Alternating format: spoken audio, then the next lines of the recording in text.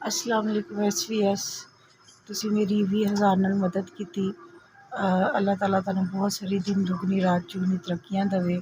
ਅੱਲਾਹ ਤਾਲਾ ਤੁਹਾਡੇ ਇਦਾਰੇ ਨੂੰ ਹਮੇਸ਼ਾ ਕਾਇਮ ਦਾਇਮ ਰੱਖੇ ਔਰ ਤੁਸੀਂ ਗਰੀਬਾਂ ਦੀ ਮਸਕੀਨਾਂ ਦੀ ਮਦਦ ਫਰਮਾਉਂਦੇ ਰਹੋ।